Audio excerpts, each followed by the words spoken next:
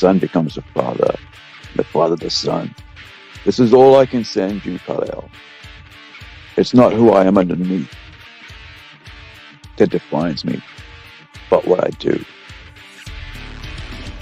You want to get nuts? Come on, let's get nuts.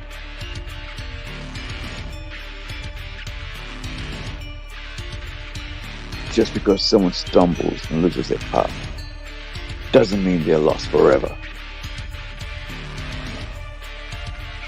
You're making me angry.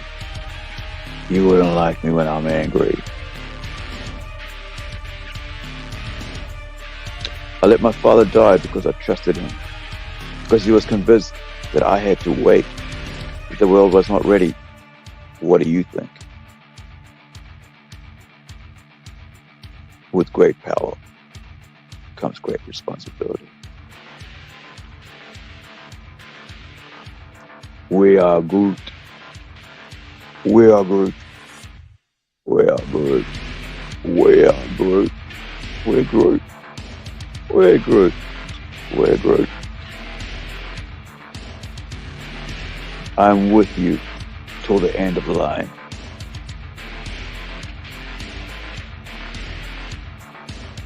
Tell me, do you bleed? You will.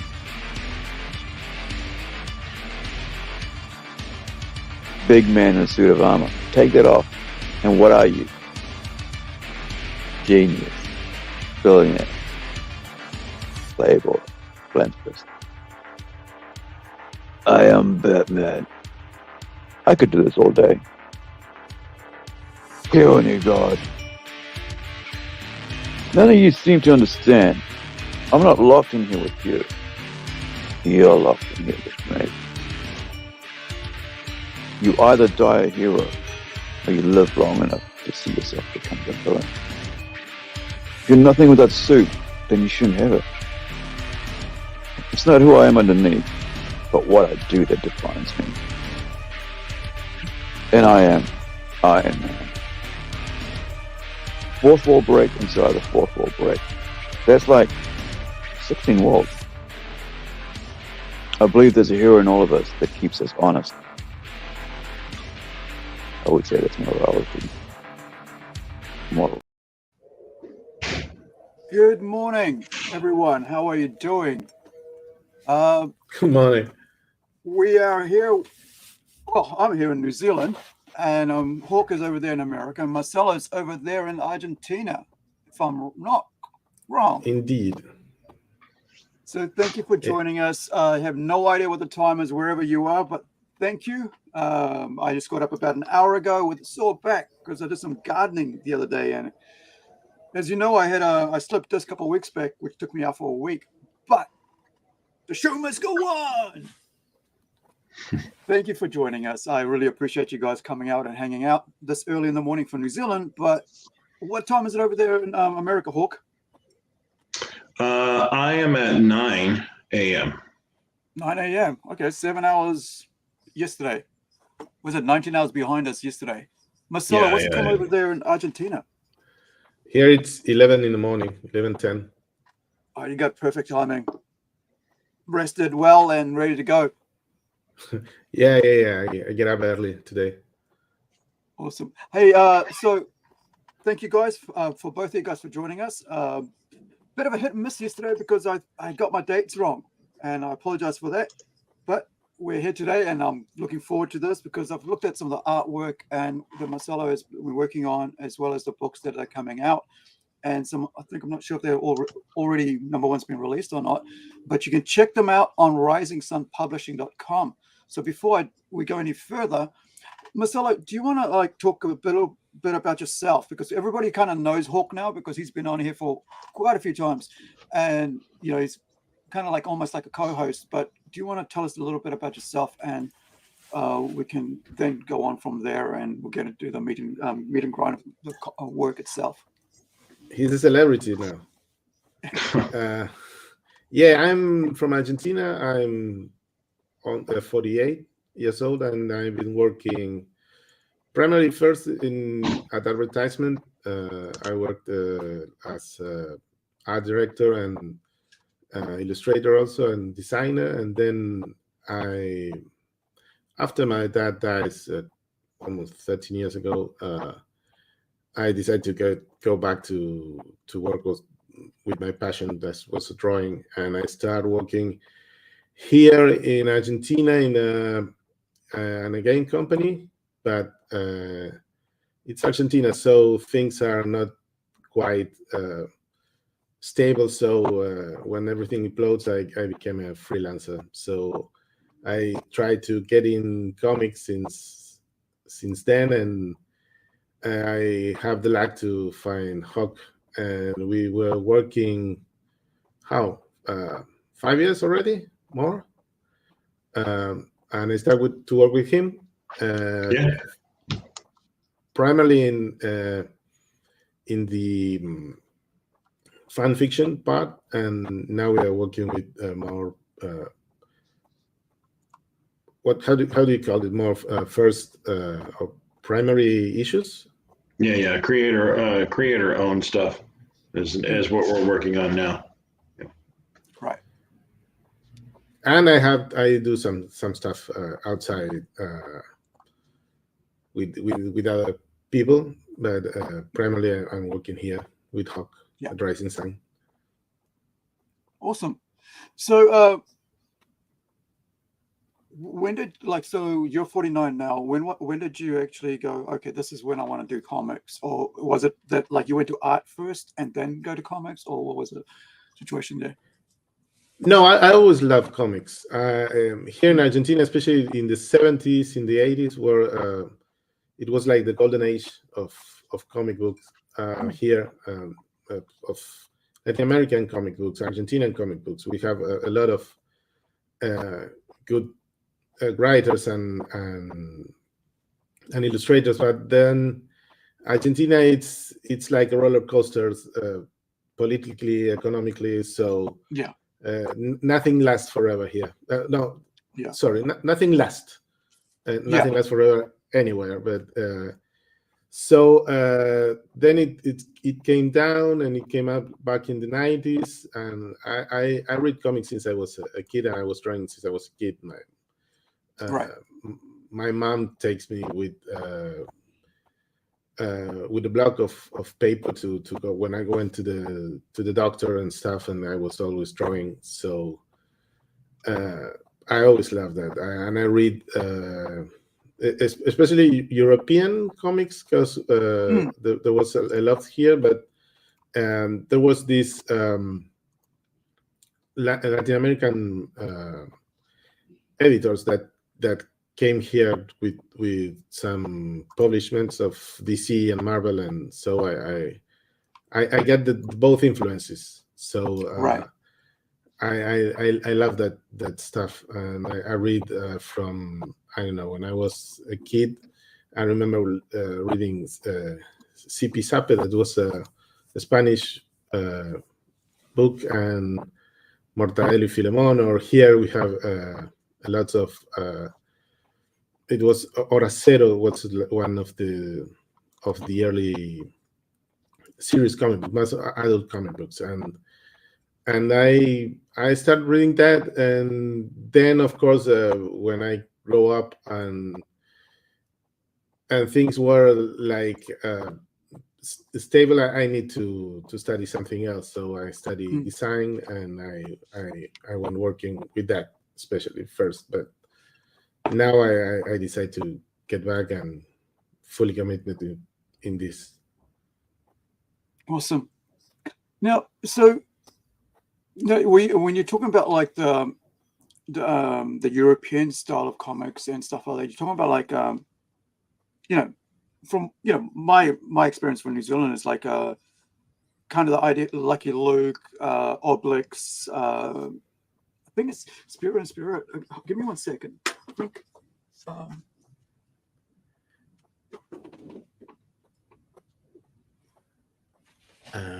Let's see if I have here something. So the other week, I pulled up a whole bunch of when we talk about guys like now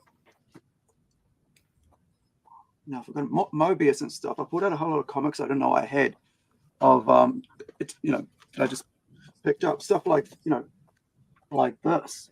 So Modern Mirror and stuff out of France and Italy that I'm not aware exactly which ones, but I mean, there's awesome art that came out of there around about that time, about 80s and 70s and stuff. And so for me, I don't have that much of a concept of what art was coming out, but we did, however, get get stuff like this Oh, Tintin, all across New Zealand. Yeah. So I mean, you got your Lucky Luke, and Is No Good, stuff like this, they came out really at that time. For us, I mean, we got to appreciate it. This is actually from a library in New Zealand, by the way, right? These are ex-library books. And so you can see how far, the work from international artists, especially in this sort of graphic novel form or album form, right, gets across the world. Yeah. Because, it's got that hard cover, so you can chuck it on a shelf, and they put a little plastic seal on it, and it's like, kids can draw on it, doesn't really matter, and it's just this amazing way to be able to share work from other creatives around the world that isn't, Mickey Mouse or Donald Duck or isn't Superman or Spider-Man, but we get these amazing classic works. Did you want to show some off there? Yeah. Yeah, I have that's in your collection. This is not for the time of, but yeah, I have. Well, this is from Spain. Give me one second. Let me just put you on solo. Yeah. Let me. Oh, that's there. And as you say, this Montedalo. Yeah. Yeah, let me Montedalo. take out this. The blur. There we go. So you can see it better. Yeah, there. Yeah. And it's that kind of book, that kind of publishment. Yeah, I mean, this is my whole thing about comics, that for it to become accessible, it needs to get I've seen that cover so many times. I mean, that artwork. Is it Femme Fatales? Yeah. No, it's Fatal Vacations and Fatal Vittorio Giardino. Yeah. Vittorio Giardino, sì. In Italian. And then I have this. This was more like Mortadelo and Filemon and CP7 and all that stuff when I was a kid. Then when I get bigger, when I was a teenager, I went more to this kind of more sort of more not comedy, but like more sort of more in-depth storytelling. We do like this. Yeah, Dick Tracy. Yeah, classic. Yeah, this was a special. Actually, the illustrator is going to kill me because he didn't like this. The one he made, but this is an Argentina illustrator and live actually in Spain. It goes Horacio Altuna. It was a classic here. And this is a special edition, but then I have this stuff that is from here. It was. It's awesome. This is all from Argentina. All Argentinian illustrators. And it was brilliant. Like a metal band or heavy metal. I mean, you're talking about Metal that kind of. There you have more views. Yeah. There you have more views. Awesome. And that was especially what I more like Milo Manara. It was something that I really love. It's another Italian, more than erotic illustrator, but And I remember when I was a kid, one of the books that I gave in one of my birthdays was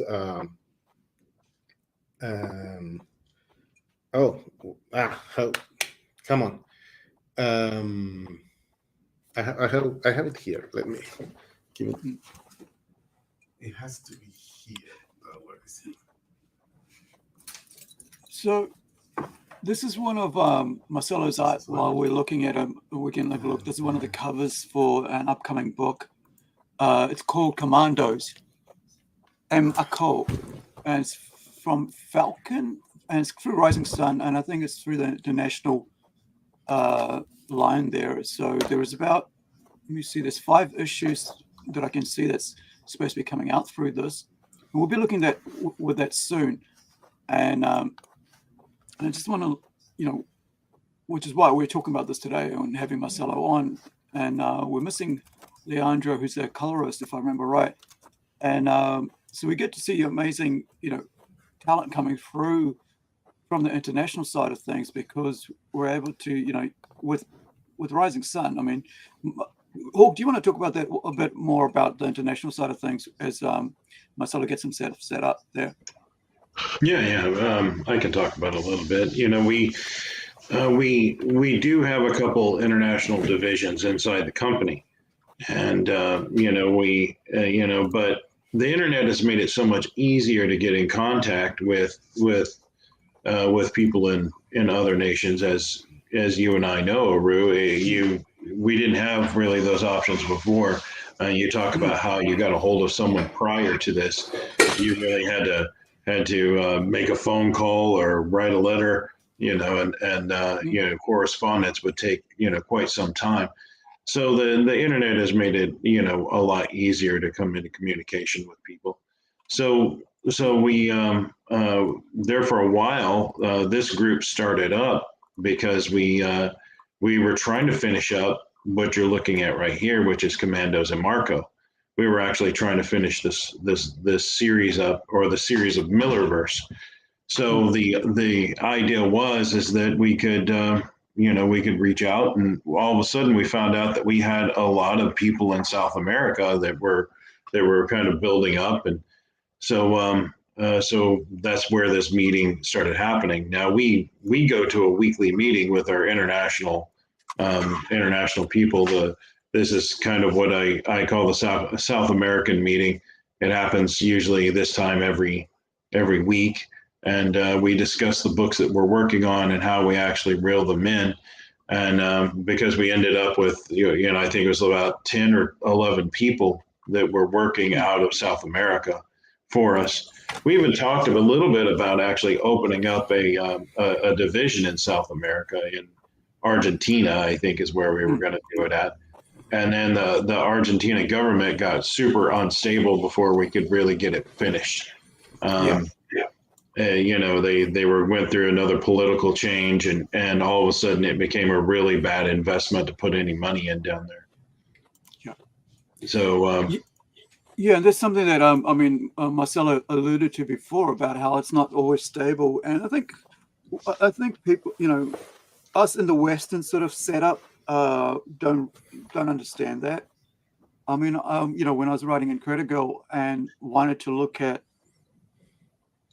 her background, right, developing her background and creating her, her sort of like where she came from and stuff, and I looked at Romania. Because she's Romanian, so it's a Romanian orphan, and I was like, oh, Ceausescu and all that stuff, and we never realized, because when you're living down here, you see the rest of the world, right? You look up, you don't just look at yourself, because your little country, surrounded by water, and then ocean, and then but everybody else is living out there. So like we're talking about, like when I say we see the rest of the world, we see the rest of the world through art, through movies and through TV and through their and through their background, through that, because that's what I'm like. For me, as a film student, as a comic person and stuff like that, I'm reading stuff from all over the world. I'm taking in everything I can. I grew up on an Asterix and Obelix, man. Lucky Luke on TV and stuff like that. And Tintin, and you see why Peter Jackson did Tintin, right, as a movie, because he's reading that stuff over here, and he's not going, oh yeah, that's from over there, so why should we, but no, for us, we get the best of every world, but we also get to learn about every world and cultures. And I think if you asked any Kiwi about, at least about 50-50, one out of one will tell you what they know about the world.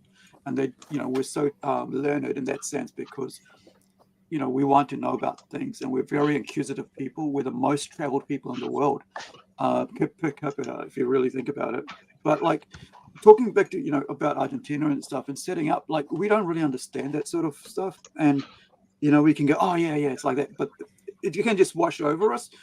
But it's for the people actually on the ground, it's very serious. And, and like Marcelo was saying, you don't know what's going to happen with the next political thing. And we just look at, it's on TV, it's news, and then we move on. But sometimes, it can be quite dangerous for political people and for artists, especially, and comedians, right?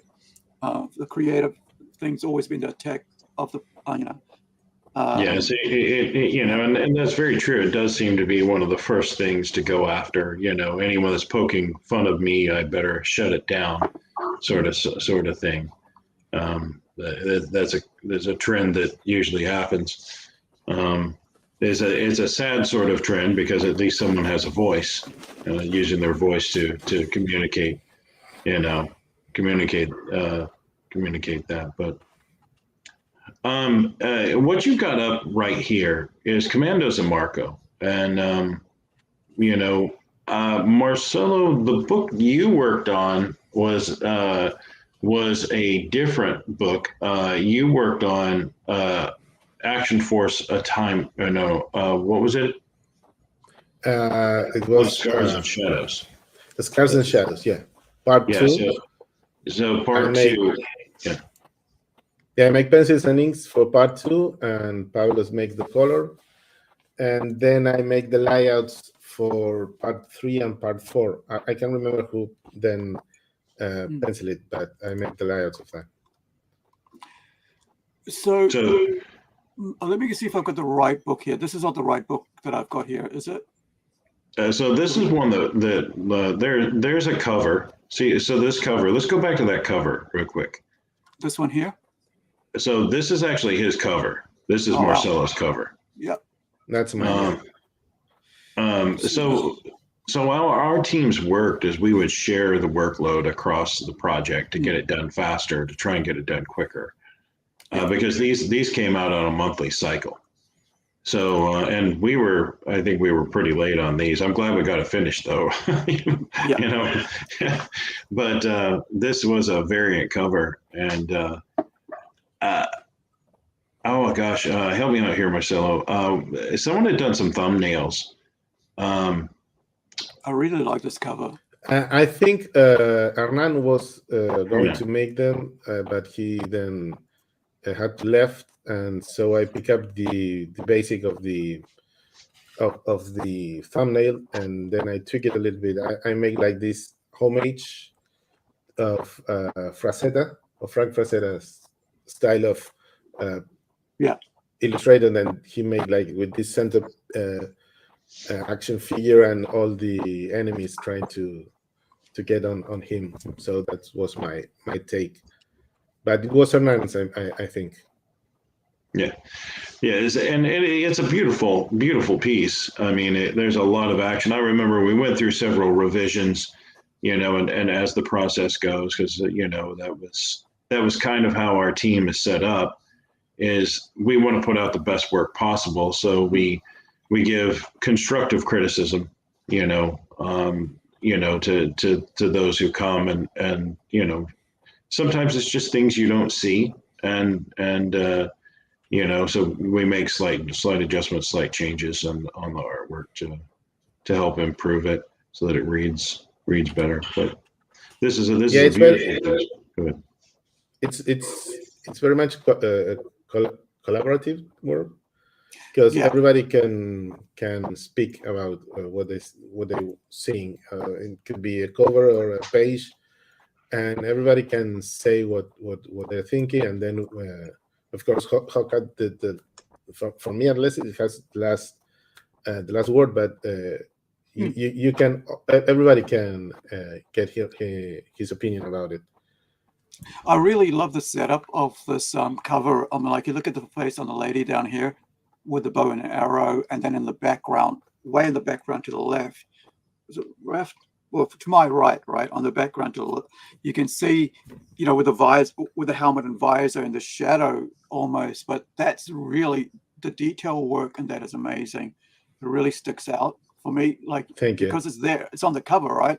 But I mean, there's something you just like browse by most of the time. If you're just looking at the cover, you just go to the main and then side, and that's it.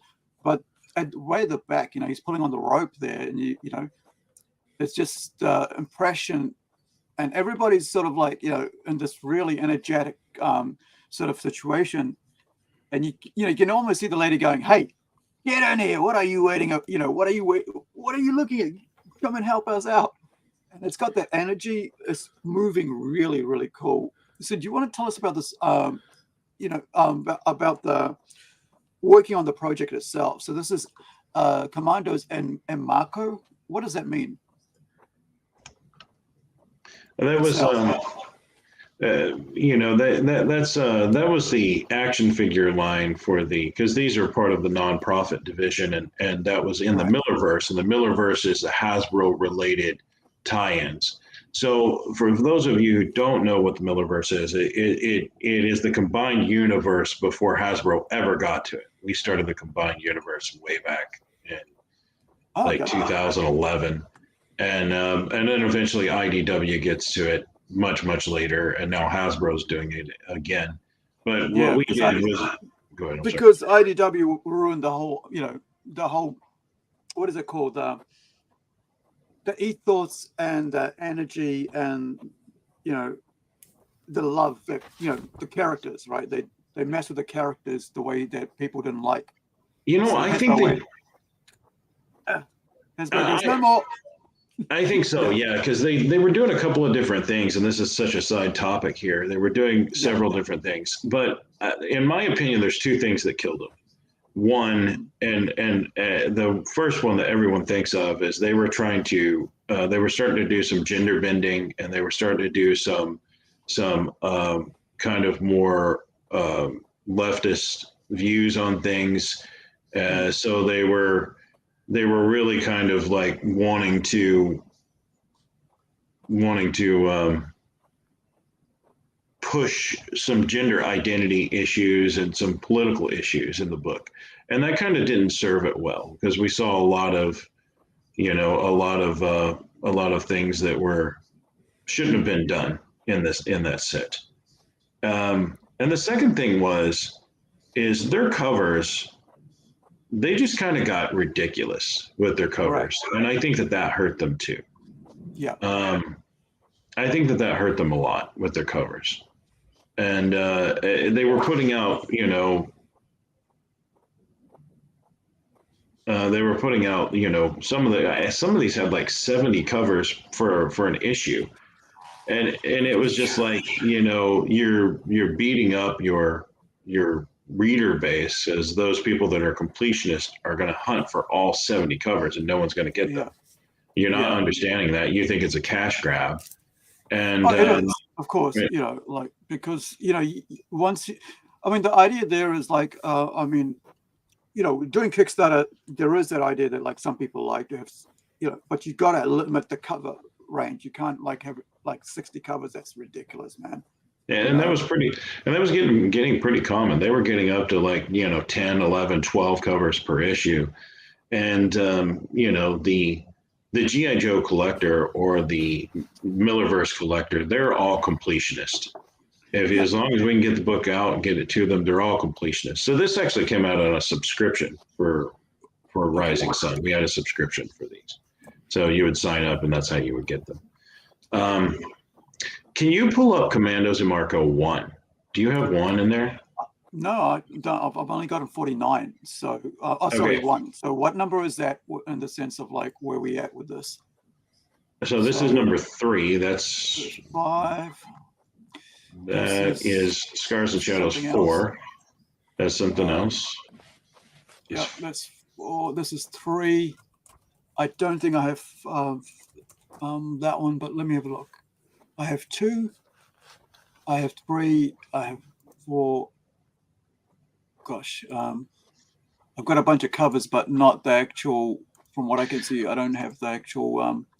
There's a cover that Marcelo did. It's called, you know, I call it the Thinking Man. And are you talking about the taxi cover, or which cover are we looking at? It's a Commandos and Marco cover, and it's got. What's on the cover? It's just a guy in a sitting position.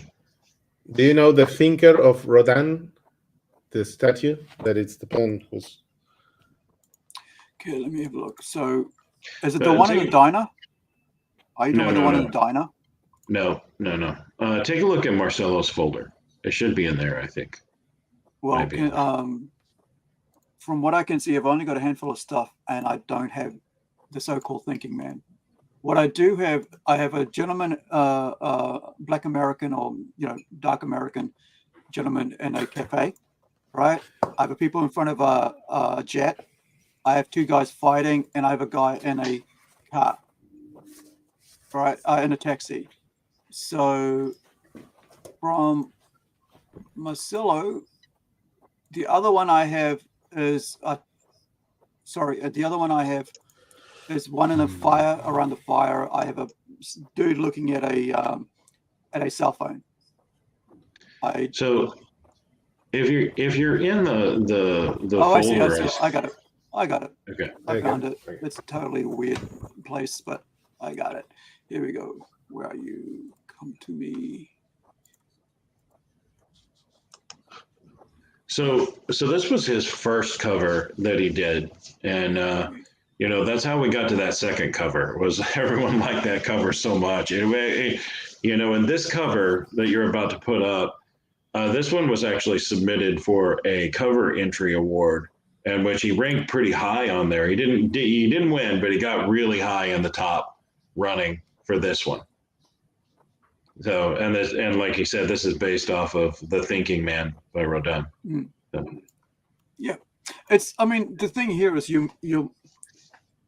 you're bringing art, like what they call fine art, which I don't really care for the name because like every art is fine, and perfect. But like you're bringing this classic, sculpture to something like, to comics, and because people are reminded, and I think it's Rodin, who's the one who did that also with like Christ, Mary holding Christ?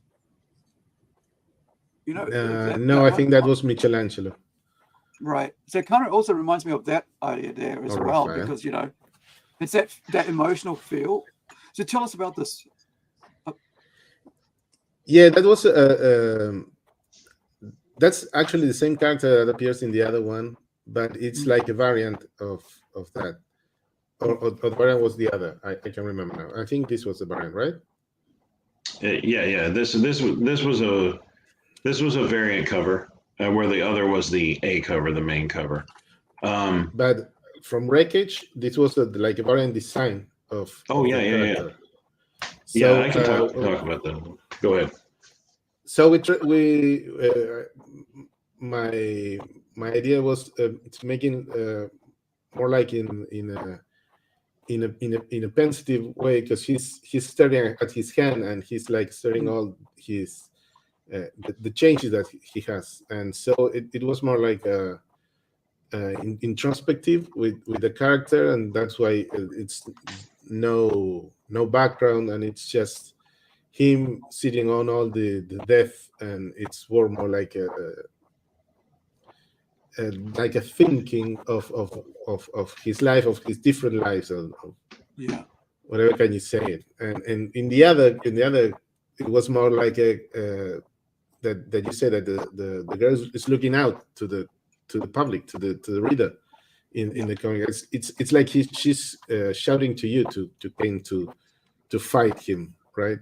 So that was a different take of something. This is just as when you go to a museum or to see the sculpture, you're just seeing something that is there. You're not participating. The other one was more participate to the reader.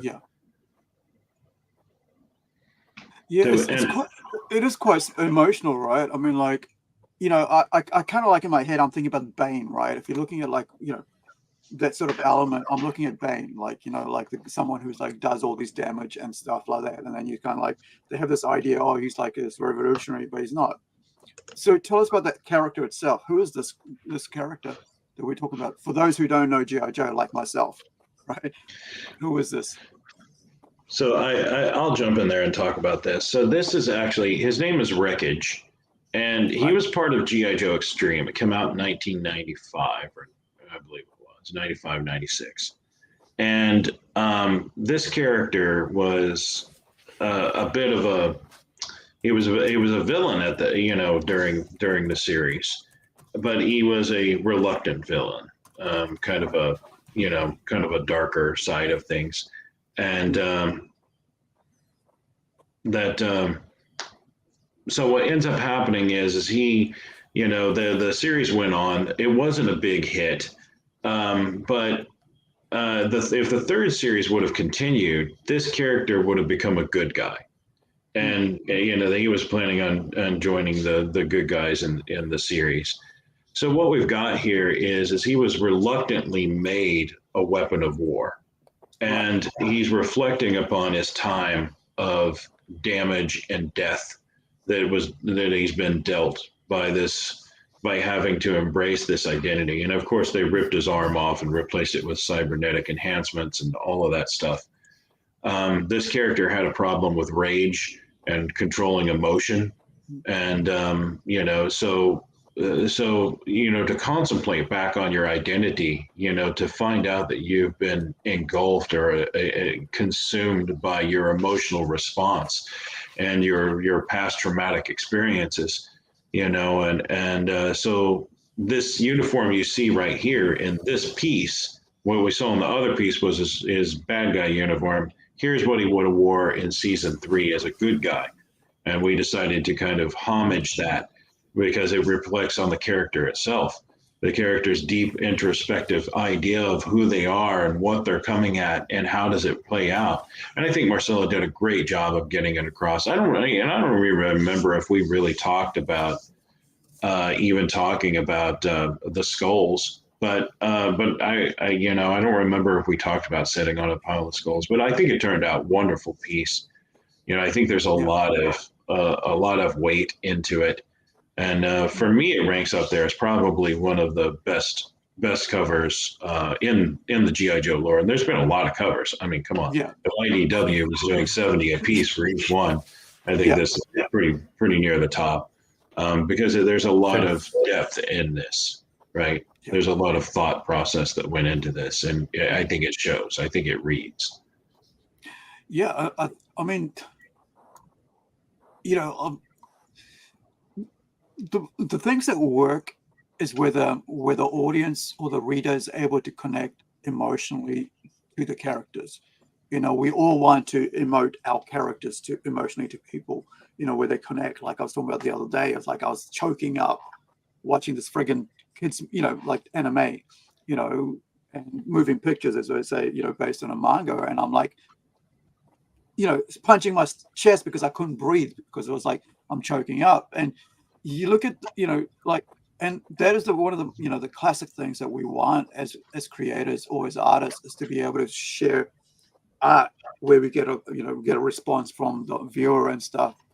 And you know, I just want to like note here that like Leandro is watching, she's listening in, and she just said that I do not, you know, she's not connecting because like she doesn't speak English that well, and or understand it. So she's settling for watching, but she is with us. So thank you, Leandro. I really appreciate that. She's the other artist, and we'll be sharing her artwork, and we'll be able to show her work. And you know, the gentleman here will be able to take us through that as well. So yeah, I mean, the other thing is like, this is high, you know, like there's a lot of, you know, there's a lot of work being done here, you know, and so is this like colored digitally, or is it painted color and ink? Is it inked digitally, or is it like traditional inking and stuff there, Marcelo?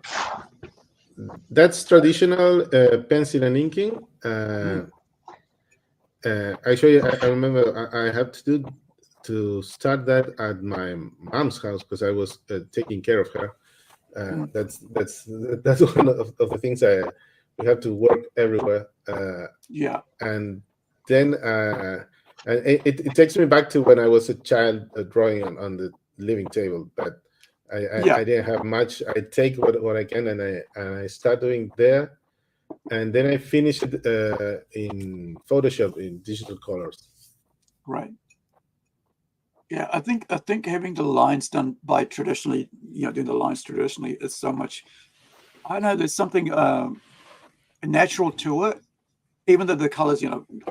I love colors. It doesn't matter if it's done by digital or by traditional, but the line work itself. You look at, it reminds me of Judge Dredd, right?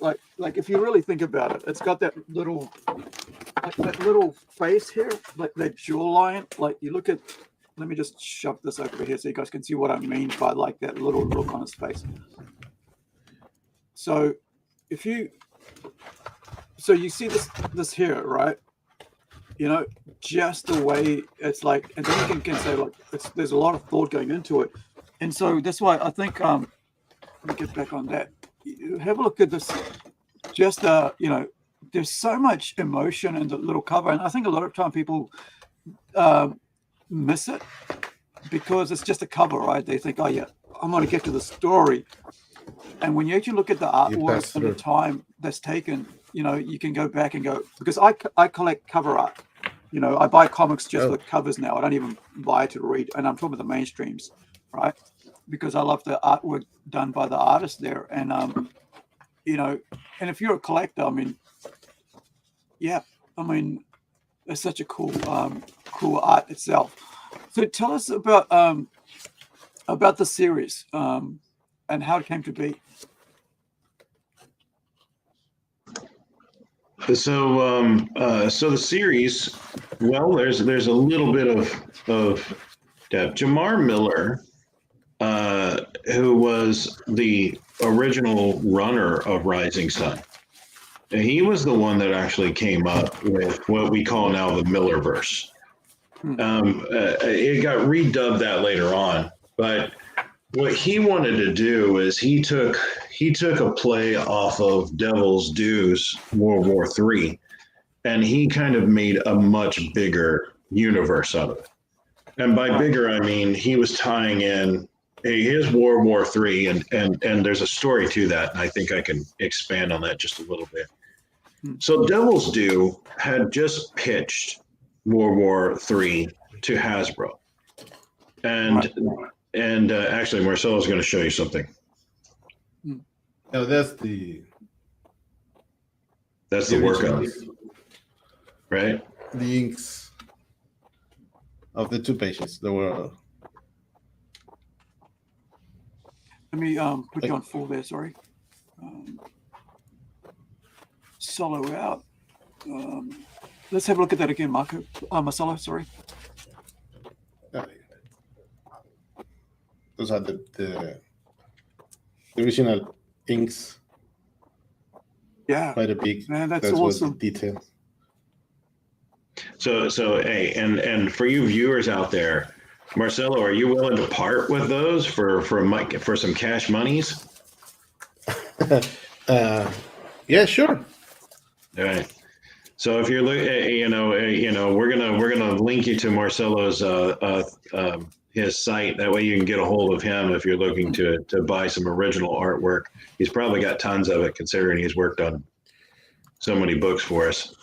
And he's got pages of some of his other work, which we can show. So you fans of Blood for the Baron and the Red Shadows, hold on, you're going to see that Millerverse G.I. Joe. You're going to see some cool stuff. Yeah, I think, this is another way of actually, supporting artists out here. And I always go on about join our Patreon so we can support our artists, right? And getting original work is that step beyond just a comic book. It's beyond just reading it. It's beyond collecting it. It's beyond that. And when you actually get the actual original work of someone that you appreciate their work of, I think it's so cool. I'm not sure. Oh, the other way is you can get the original work, but those who can't afford the original work, because it is original, right? It's traditional, and it's as you can see there, it's traditional work on paper, and not just digital. you can also, get prints as well. And I think whether you guys want to do print as well, Rising Sun, with Hawk, because you got so much beautiful work here to do that through, and I think Wow, look at those. It's awesome. Yeah. There's some pinup sketches there before. Yeah, so you G.I. Joe collectors out there, right? I mean, there's two beautiful works from the G.I. Joe universe here that you can actually get a hold of, and I'm Marcelo will work out with the pricing and stuff, and but at least the other way you can go is actually get like some prints done up off the covers as well, which you can also get money off. So the other thing, so we're talking about this Commando and Marco thing and the work there. Do you want to carry on with that? Yeah, I'll jump back in and explain where it came from. So Commandos, so the Millerverse was started by Jamar Miller, and what he did was he took things like Jim, Mask, Cops, G.I. Joe, Action Force, Commandos and Marco, Argent 7, and he smashed them all in together into a single universe. And I'm going to go back and explain why he thought that, and what that is. So Devil's Due had they were about to renew their license. So with Hasbro. So they actually took a pitch to Hasbro, and Hasbro wasn't really that happy with Devil's Due at the time. So they were, so whenever they went to renew their license and show them what they were going to do for the next few years, Hasbro told them, well, we're going to be shopping around the license. Well, they said, well, we just announced it, and we're already 4 issues in to our World War III series. And World War III was a big event that was supposed to take all of the G.I. Joe universe and and start a gigantic war. Hasbro initially told them, no, we're going to shop it around, so you're not allowed to do it. So then they asked them, hey, we've already told people this is coming out. Can we amend this contract? Hasbro let them amend it, and they only came out with 12 issues. Right. Jamar thought that those 12 issues were good. And I think they were good. But it was too short of a story to tell for World War III.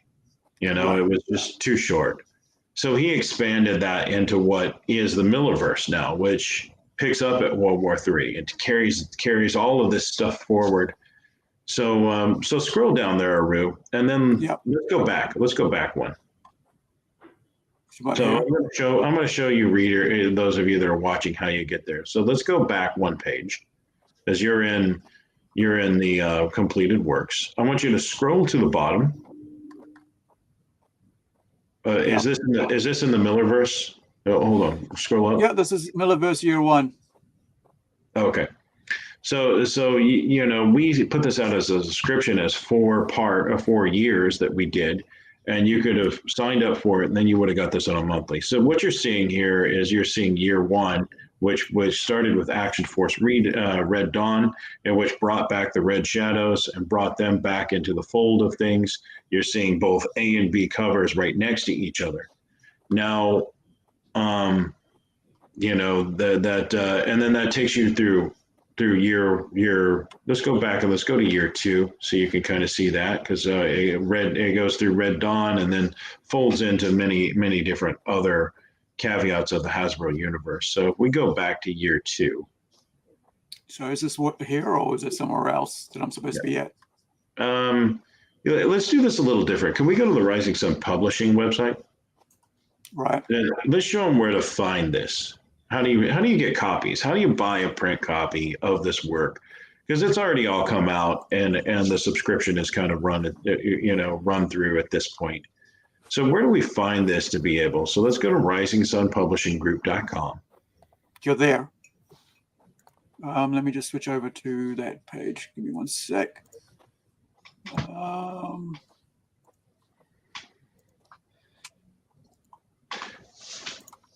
That one. There we go.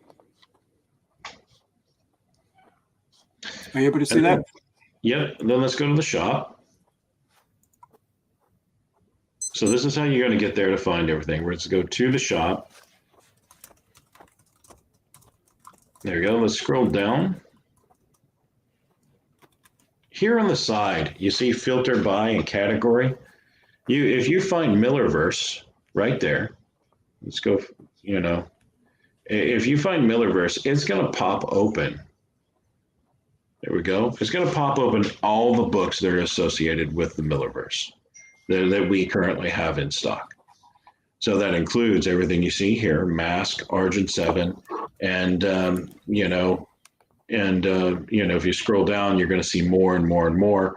And so if you're looking for a book, and we've tried to make it easy to find them. That doesn't mean it's always easy for everyone, but cops. What you notice here is you actually have two numbers. So let's say this Cops World War III international, into issue 4A. That means it's number 4, A cover. But then the Millerverse number 30, is where it falls into the read order. So this is actually number 30 in a 55 book series. So that's how this works. That's how you as the reader can go find them and be able to purchase these so that you can read them yourself. I think when, we're gonna, there were some trade paperbacks that put out early. Those are all gone at this point. We have some floppy copies left and some stuff from some of the earlier works. But if you're looking to finish the series, those of you that may have watched it before and read it before, the last 15 books or so are all new content that you've probably never seen. And that's what Marcelo has been working on and Leandro has been working on, is they worked on the series to finish it up with those last 15 books. Right. That's kind of where it plugs in and where it sits. So let's go back to risingsuncomics.com. Let's go back over there.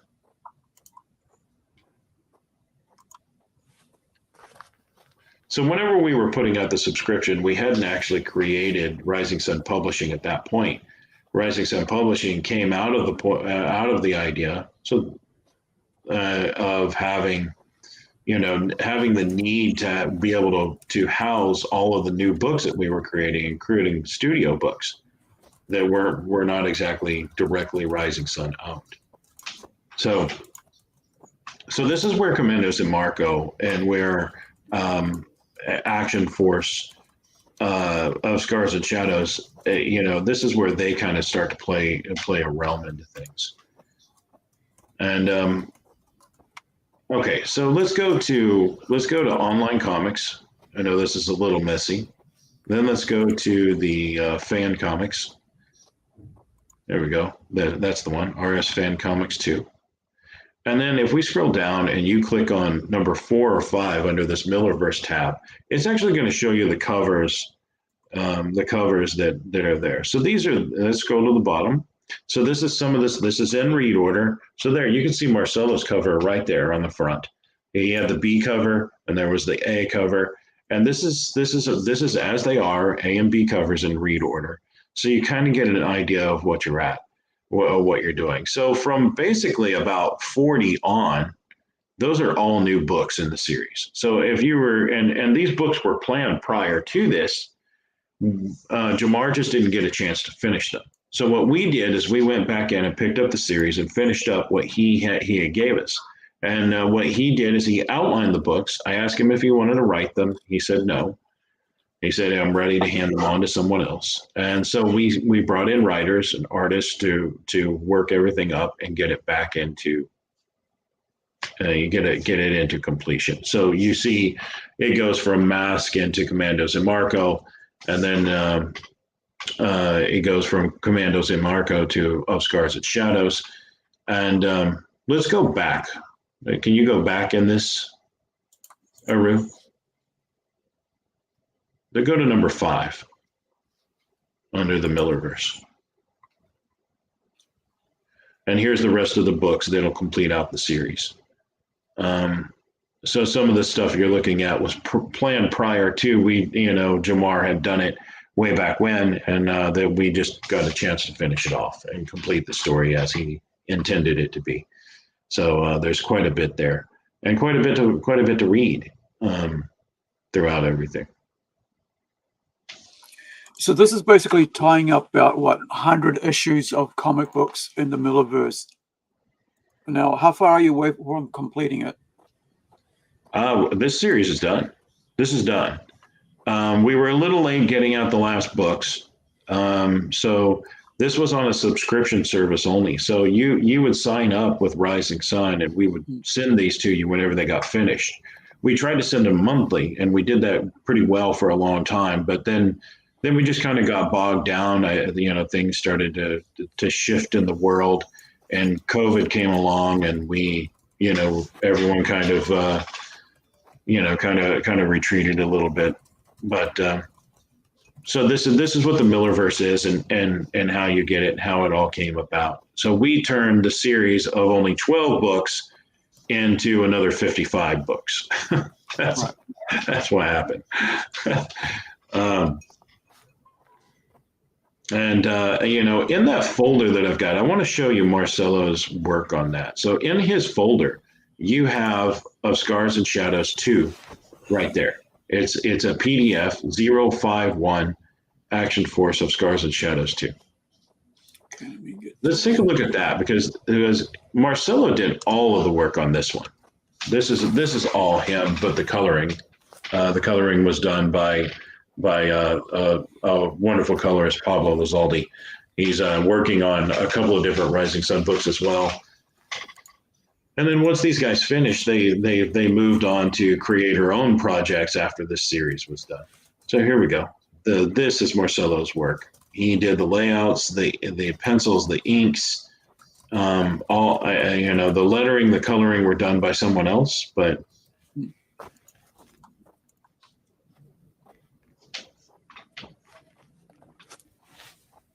that's all digital. And yeah, it's even I make the layouts. Sorry? Is it even the line work? Is that digital as well? Yeah. Pencilings, layouts, everything is in. Actually, it's Photoshop. It's all digital, and then digital colors, of course, from Pablo. Yeah, it's real. There's a naturalness to the line work. That's why I was asking because I was like, wait, what? This is like, when I'm looking at this face, I'm going, that doesn't look like it's digital because of the color, the pens, like the tone and stuff of the line work, because it looks very natural. It's, like you can tell this is colored by digital, but like when you look at the line work here, it looks like it's doesn't look natural at all. I mean, it's really good, and this is great work. Thanks. Actually, everybody says don't try to replicate what you do on paper on digital, but I can't. I can't. Don't try to use some brushes and stuff that looks more like a pencil or ink or brushes of real brushes than. So I can get that feeling. I can replicate the style because that things when I change from traditional to digital, I realized that I can't make the same style in both mediums, but I try to replicate the tactile or the grittiness, or I don't know how to say it, the more natural feeling of the stroke of the blacks.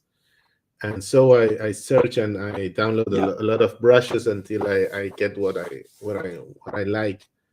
I also have one that's it's when you paint it's like you paint it with a marker and it's not completely black, so you have these traces.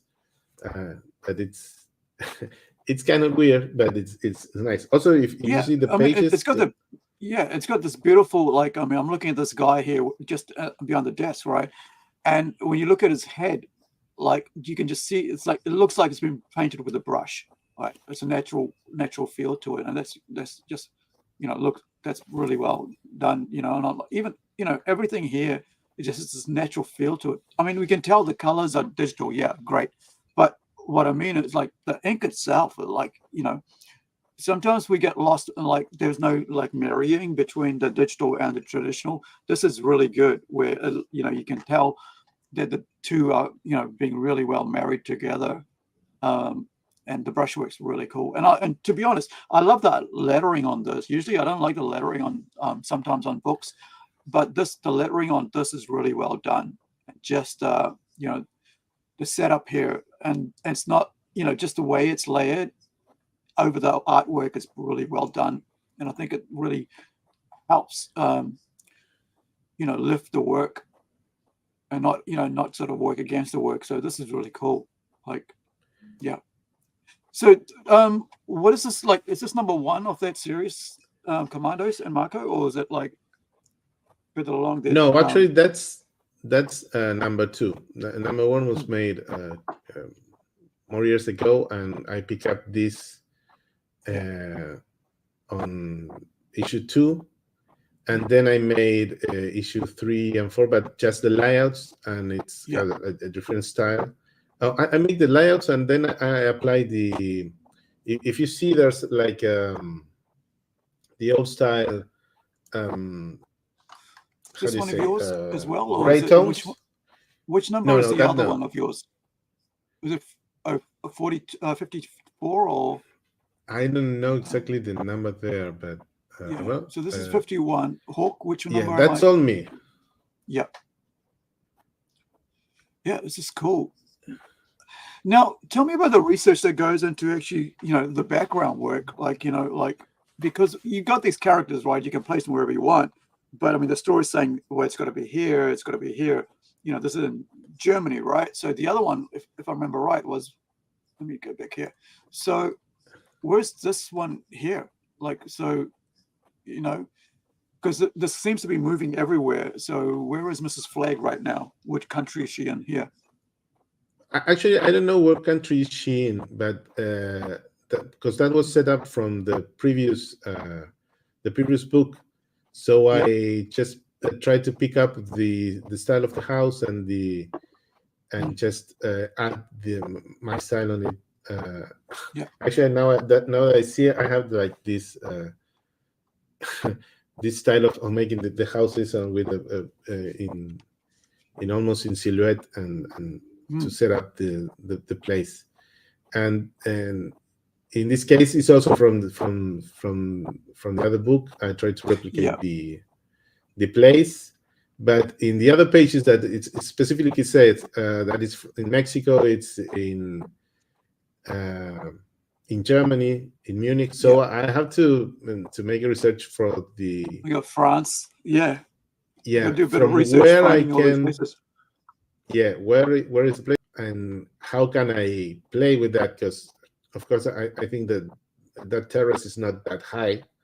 But I try to replicate a place that it actually exists, and we have the background and it's mixed. We search for photos and places. Mexico, I knew I live there, not in Mexico City, but in Mexico, and I was in so I think there's not a place that it's in front of the angel, but it's something that you can see, and just like that in Munich, all these houses and the typical how do you say the top of the houses. So the skyscrapers and stuff like that, balconies. And so I pick up that. It does. It's got. I think a lot of people don't think about the background artwork, but when you're trying to place things like this in specific countries, it's beautiful to see the background.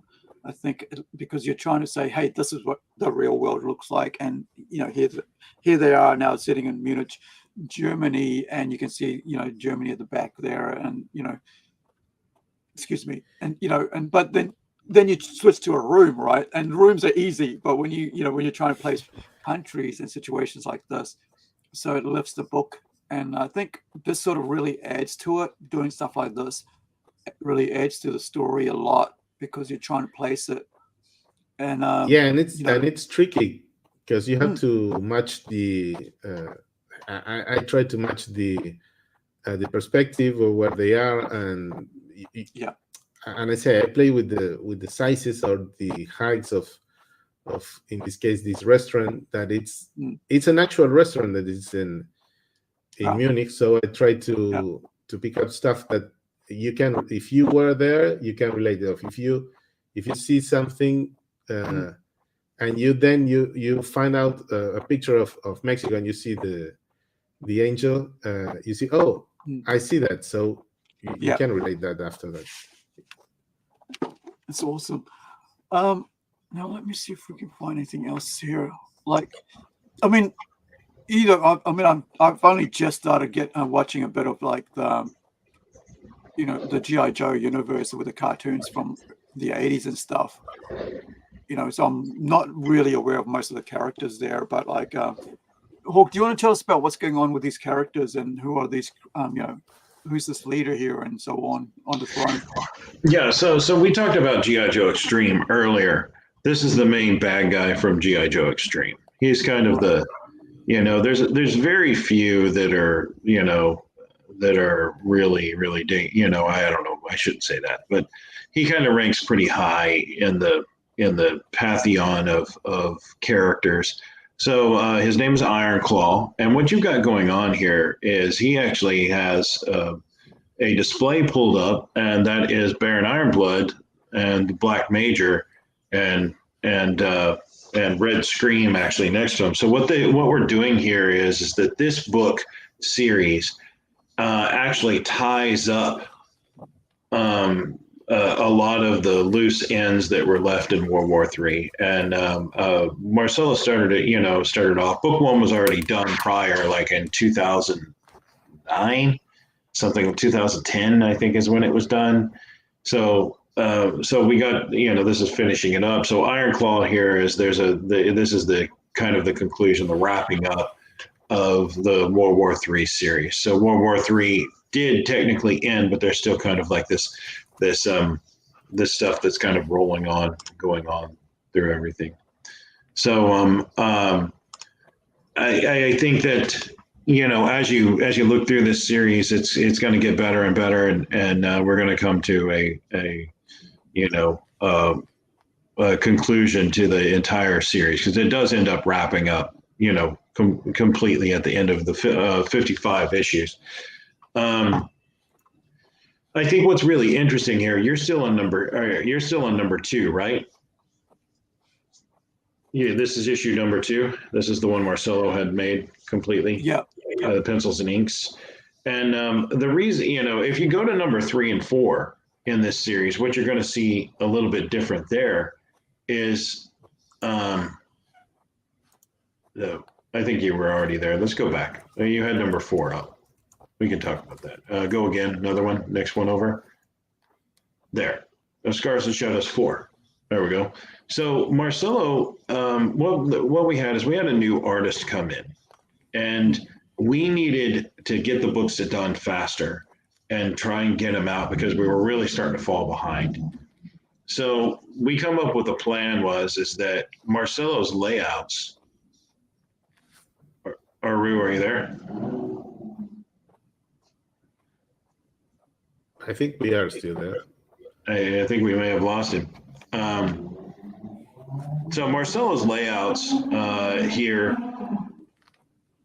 he had to do the layouts in order to help move the process along. And the reason why we did that is we wanted it to have the same feel, but we needed to pick up the pace in the process. So we were able to bring in Francisco, Conte, who was able to do the pencils and the inks on everything. And that allowed us to move the process faster. So Rue, when you get a chance, let's scroll down, because I don't think Marcelo did the cover art, but he did do the next piece. No, that was Robert Atkins. There we go. So you can kind of see that there's still some evolution of identity inside the thumbs that were then ported over from Francisco. So if we scroll down just a little more, it'll see it a little bit better, like on this scene, where now we see kind of Marcelo's layout on Francisco's pencils. So this is why you sometimes you work in a team, is you can bring things to the table that maybe the other person, is a little different with. So this is kind of a merging of a couple different people together in order to get the process done. We were trying to build books faster. So Marcelo's layouts and Francisco's pencils, and then we had another inker that inked it, and Gaston actually inked this work. And I think Marcelo, you did touch-ups as well. I think you did a few touch-ups on the book. Yeah. He started with the pencils, and then we changed it because it was I started to make all the layouts, so it had more the how do you say, the continuity with the storytelling, because that was very different in the layouts that he was making. So I started to make the layouts, and then I make some touch-ups, and I added the gray tones and the blacks, so it matched a little more with the tone of the previous installment that I made completely. And then some changes with the perspectives, or some adding some things that were maybe missing, but little details or expressions or something, when maybe the character didn't look very much alike from the previous issue. Because one thing that actually was talking, how it's the characters. There's a lot of iterations with the toys, with the characters, with the different appearances in television, in comics, in movies. So we always had to came to Hawk, that it's the walking library of all this GA show stuff. So he always correct the little things that we can't. We don't know really, because as you were saying, you know it from the cartoons. I know it from also from the cartoons, from some of these old cards that I have, but it's only a fraction of all the characters and the stories that there is. And how, in that matter, it's brilliant with the stuff. You always can rely on that. Well, thank you. I appreciate that. But obviously we couldn't have got there without this team working together, and coming together and sharing the workload. And that's kind of what you're seeing here.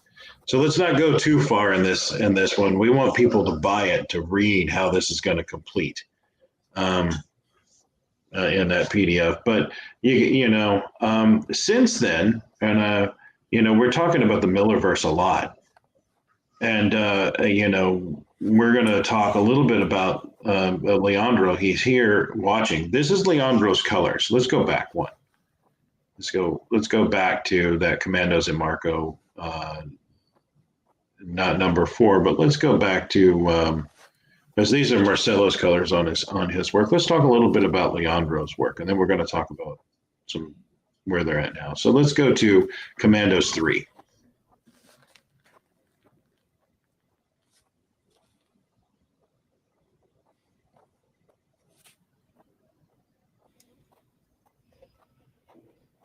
There we go. So this is Leandro's color work on top of it,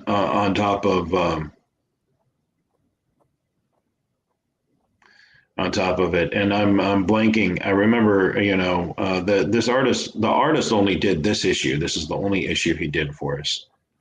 I don't remember who this was again. It'll certainly say in the credits there, but this is Leandro's color work, and you can see like his color work it really pushes the boundaries. It's very high in its saturation and level of color, and I think that Leandro has quite a relationship with color there. So yeah, Mauricio Montes, and he was from, where was Mauricio from? He wasn't from Argentina. He was from or Brazil. He was from Mexico? No. He spoke. He didn't speak Spanish. Mm. And it wasn't Michoacan. It was. He was. Wasn't. There was a Was German it, guy, but I can't remember if it was his name. Portugal? Was it Portugal? It wasn't Portugal, was it? Oh, could be Portugal or Brazil. Yeah, but I think it was. He was the one that moved. Yeah. He ended up moving. Yeah, but he was. I think he was from Portugal because he's Portuguese, which I think that's what it was. But these are his pencils and work, and the colorist. You're gonna have him on later on. The colorist or the penciler that did this cover was Daniel Schuster.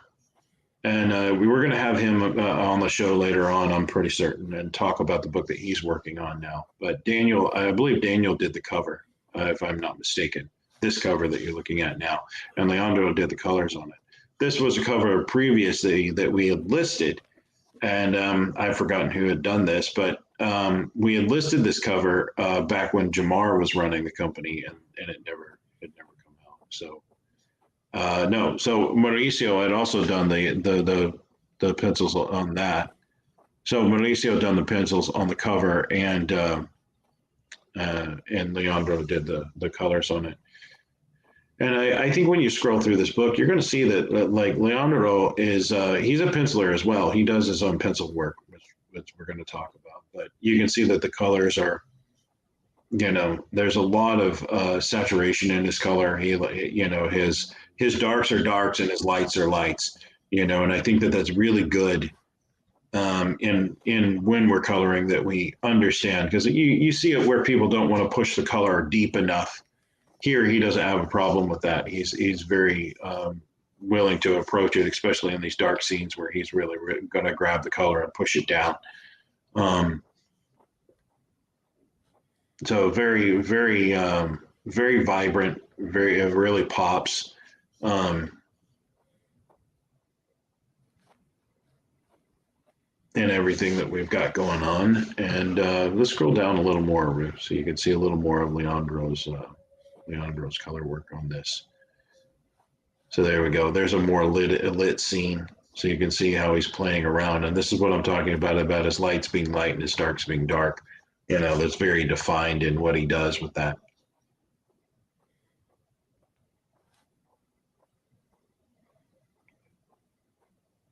And this has a very painterly style. I think that Leandro kind of leans toward that painterly style, which is a very good thing. And I do think it works quite a bit. He's even kind of like pushing the pencils and at points to make sure that his color work is popping the way that he really wants it to.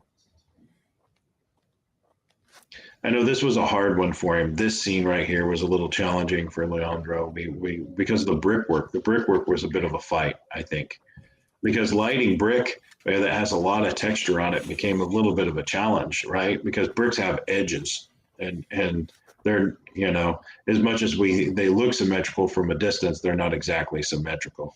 There's edges and gaps and things like that. So you can see him really kind of digging in, and almost repainting. Like if you look at that version of these Destro paintings here, the pencil line is almost completely gone. The inkwork's almost completely gone, and what's left is really Leandro's painting over top of it.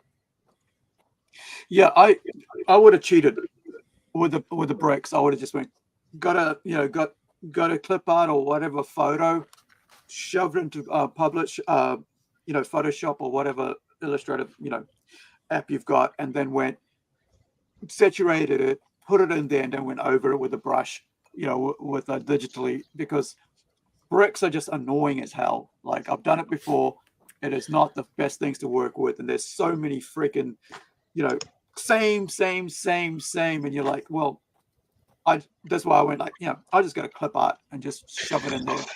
So while we're talking, Pablo Mazzoli actually has popped up, who is the colorist on some of these books. Hey, Pablo, it's good to see you. Yeah, look, I mean, Hawk, you've got the link. Send it through to him and see if he wants to come on. The invitation. So, I think you got the link. all right. But I'll check. I'll check. Yeah. So, yeah. So, I like the difference in like each issue is like a. I know it's a full story arc, right? Like story arc story, whatever you want to call it, issue arc. Now, are they all standalone, or they all formulate into one story with these 4 issues? So there's very few that stand alone. Where there's maybe 3 books that stand alone, and this is kind of one of them that might stand alone. What we're looking at right here, but the rest that we've seen, they won't stand alone. You'll have to you want to read through the series as a series in order to follow along everything going on. And even here, there's a lot that's already taken place prior to it. Right. But I think that at least with this one, you understand, like you can get a grip on what's going on, right, in the story. And I think that that's easy enough to say. I mean, anytime you're doing a comic book and you want your reader to be able to pick it up and understand it as you're going through. You want them to be able to pick it up and be able to read it right from the get-go. But sometimes that gets really hard. Like in Millerverse here, it's definitely hard. We're dealing with 60 books of continuity that's already built upon another 100 books before it. Right. So you need a little bit of prior knowledge in order to get caught up on it. But there is a couple standalone issues in this. Now, what I mean is like in Marco, right? So in Marco is our complete story with the commando. Oh yeah, so 4 issues, complete story. So if it's, I'm thinking like, is it a jumping on point? Like if you haven't got any of the other books, you can jump on with this series with the 4 issues. So each one of the series sets is meant so you can pick them up. So if you only want to pick up Commandos and Marco, you can pick up Commandos and Marco 1 through 5 and have a complete story, right? If you only want to pick up Cops, you can pick up just the Cops books and you would have a complete story. Right. So they are designed in that way that you could do that. Would it help to read prior to it? Yeah, of course. But we understand that it's a little complex. That's why we created the Millerverse tag and the Millerverse number to help people in the read order. How do I read these? Where do I start? How do I go there? And that's why that was created. Because it's wonderful to have all of these beautiful books, but they got to be able. We want our reader to be able to pass along. So yeah, you can pick up Commandos 1, 2, 3, and 4, and it would have a complete story. Commandos 5 as well. You could throw it on there too, and kind of have a complete telling of everything. And that's the same way with the of Scars and Shadows. If you only wanted of Scars and Shadows, you could pick just those up, just those 4 issues, and get your story. Yes, you can get them from riseandpublishing.com. Now, let me just check here. So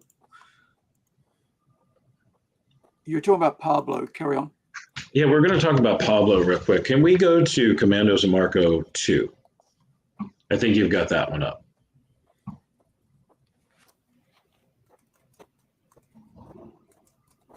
So Pablo, who's watching here on screen, we're going to talk about you, Pablo.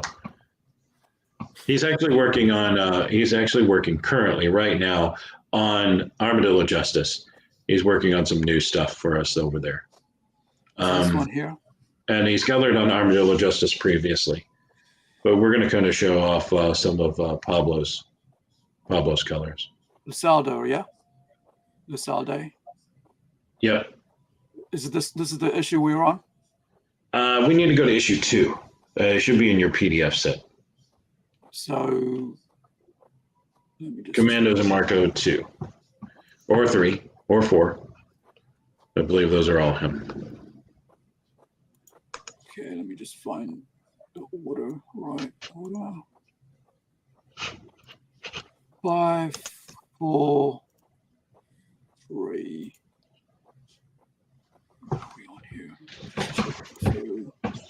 Let me just nose it on.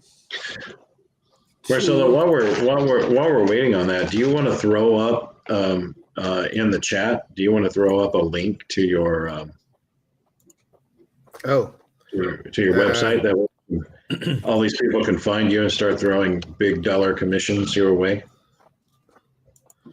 I'll do it here in comments, right? Yeah, I don't have actually all the works I made in Rising Sun are digital, but I have to get in with those EFT things. But for the meantime, I have an Etsy, the shop that you can buy some T-shirts with my art, my fan art. But unfortunately, I have all digital with what we were seeing. Just for these two covers, so we can make more covers. But actually, the last Hasbro painting styles illustrations are also digital. But yeah, I upload my arroba, my ad, so you can check me in Instagram and stuff like that. Everywhere I'm with the same name. Let me see how I can connect. How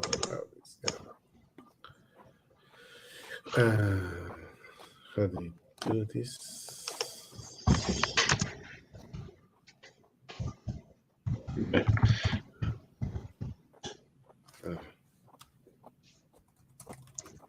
Okay, so while we're waiting for Hawk to send us the actual file names and stuff, let's have a look at some work here from the other stuff. So I want to put up some, I'm not sure, let me see, this is colors from, is this Leandro's colors here, or is that your color here? So this is Leandro, and this is a first glimpse at something that's coming out. This is actually work being done for the G.I. Joe Collectors Club currently. So this is kind of a preview sample of some work, and Marcelo's working on that project as well. So Leandro and Marcelo are both working here. Leandro is with us; he's following along. So this is actually his painting work. He's painted these, for that Hasbro project. So you can kind of see again, Leandro's work is that very deep saturation of color. That's kind of his style and how he approaches it, and I think it really reads well.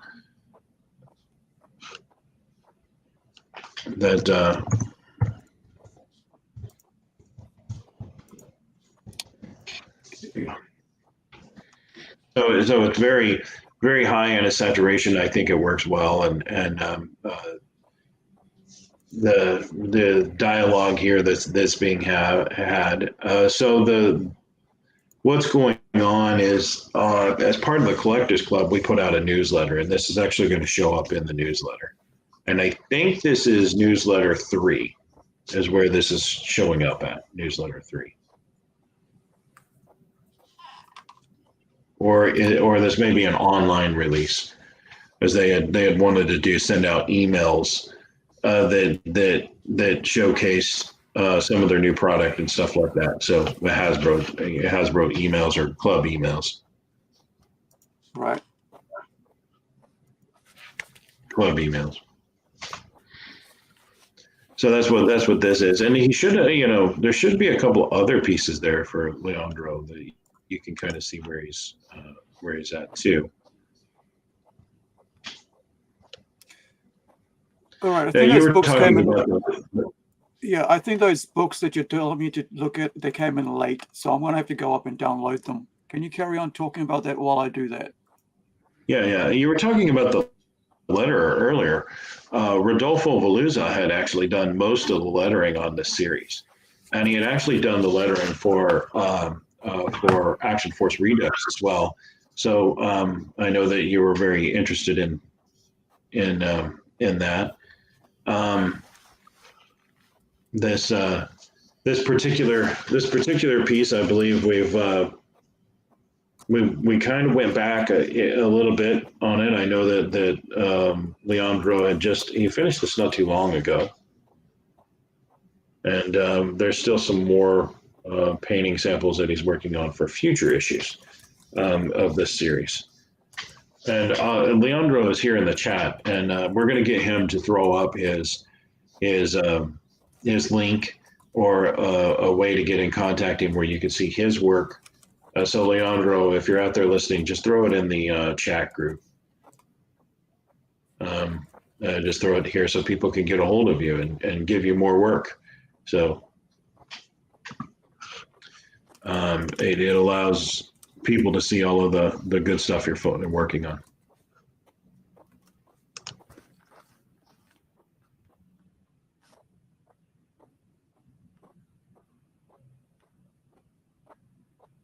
Okay, everybody go.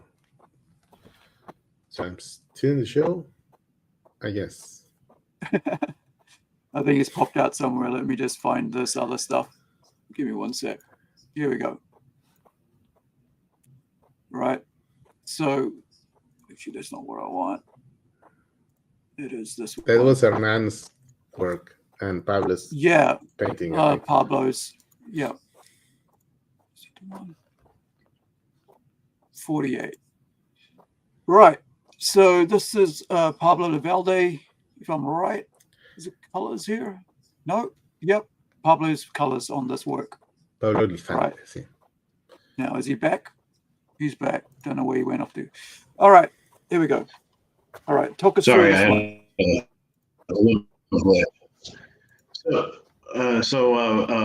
I believe Pablo did do the colors on this. Yeah, I believe so. Yeah. Pretty certain this was Pablo's colors. Yes, this is Pablo's colors. Pablo colored a lot of these books. So you can see that the saturation is a little bit down. He does a really good job of blending his color pieces and color sets, and so you can see like there's sometimes we almost roll slightly from one color to another, and it's very nice, and its color palette is muted, but I think it still works really quite well. Allows for the composition of the page to really kind of hold together as a whole, allowing your eye to kind of move around a little bit more. So that's really two radically different styles, right? We're talking about Pablo and Leandro here. They're two very different coloring styles and how they approach this. So if you look here, and this one when you're looking at now,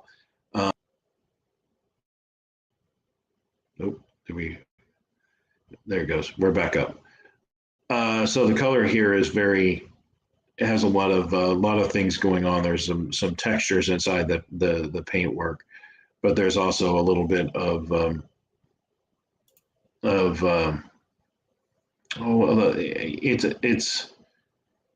it's a little bit of blending. So I think there's a little bit of blending in his color work as he's working through things. He does use hard lines. You can see it there on the elbow. So, but, I think he uses hard lines a little sparingly in order to, what I mean by hard lines is hard lines in coloring is you have these block shapes that kind of indicate shadows and pieces like that. And I think that he uses them, but he uses them kind of like to turn the form. And I think that's very smart of him to be able to do that and turn the form. Right.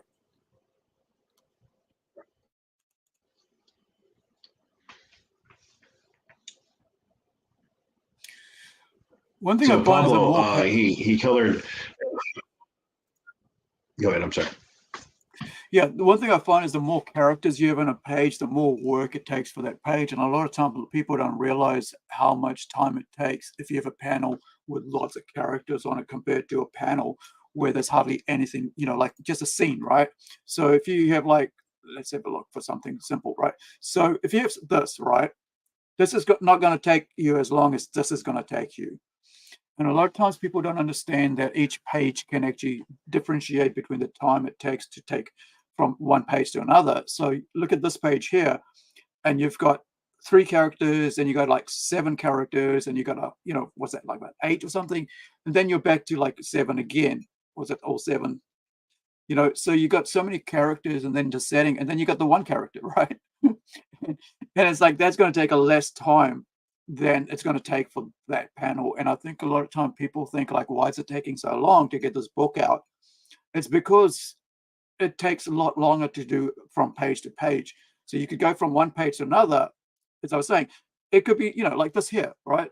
That's only 2 characters on that page, but then you've got, 8 characters here, and that's, or 9 characters even, and people in the back. It's going to take longer from panel to panel.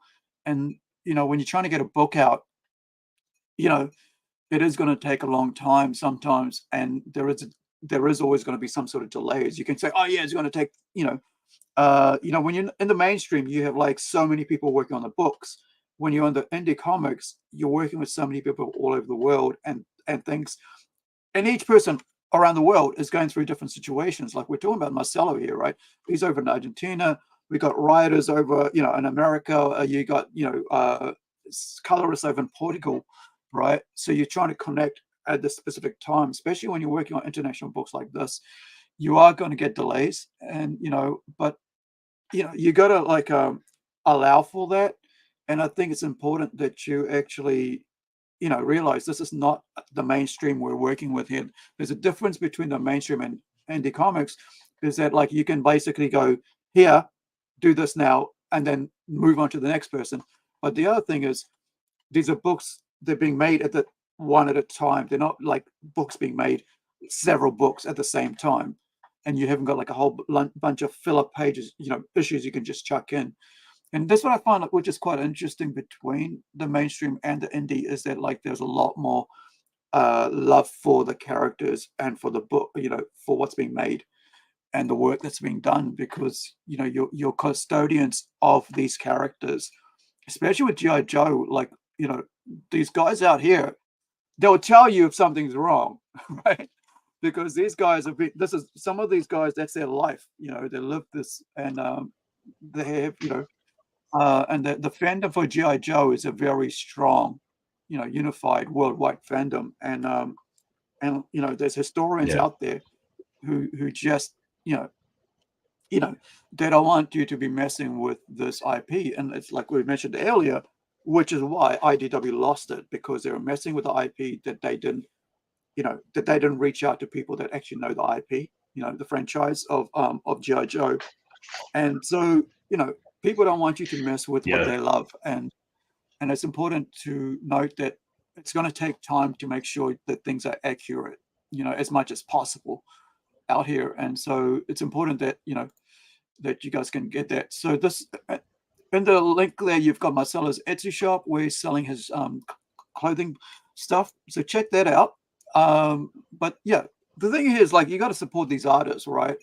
You don't know what's going on in their life, and what the situation is, and we want to see artists get supported. And you can see only the artwork, the comic that comes out, but there's a lot of work that goes behind the scenes. You don't see 70% of the research that goes into making sure this works. I think that's a problem that people don't understand when it comes to comics. Just because what you see on the page, it's only a third of what you see on the page that's being worked on, because all these things you're spending, like Hawk's talking about here, where they meet every week almost, talking about what needs to be on that page, what is right, what is wrong, what needs to be corrected, who's going to be working on it and who's not going to be working on it, which issue you're going to go into. Plus you got this 150 issues of different comics that you're working on, that you're building on, that other people have worked on. And you don't want to, you don't want to put out something that's going to like ruin what's gone before, like they're doing at the moment with Marvel and crap like that, where they basically put out whatever they want, but they destroy what's gone before. And I think, as custodians of this franchise, you want to be as loyal and as good caretakers as possible. And I think, you'll see that in the creation of it. Like I said, I've only just tapped into this universe of, not only just Millerverse, but the actual G.I. Joe universe. And there's so much information out here, and I think there's so many Facebook groups as well, not to mention conventions just for G.I. Joe, right? Do you want to talk about that aspect of it, the G.I. Joe conventions there, Hawk, and how, because you go to these conventions just to share, and also the what is it called, the club, the G.I. Joe club and stuff as well. Yeah, I certainly can. I do want to tell you that we saw, and we saw of Scars and Shadows earlier. That was also colored by Pablo. So right, what he's doing, and I want to talk about that just a little bit before we go on and talk about conventions. What he's doing is he's matching his coloring style to the artist, which I think is really good. It takes a little bit of attempt on that. So there we go. No, not one. It would be issue 2. Issue 1 was done by someone else, but it would be issue 2 of Scars and Shadows. This one here. Yes. Let's scroll down. I'm pretty certain this was Pablo's work as well, wasn't it? Marcelo, Pablo made the colors on my over my. Yeah, there's about 4 colorists on this, so you got to tell me which one's which. What page is he on? All of him, right? Is he the colorist on this here, Marcelo? Yeah, he's the colorist on the pages, as I remember. Yeah. I don't know why in the crates are more than one. Yeah, colorist. There's about 4 names on here. That's why I'm trying to figure out which one's his.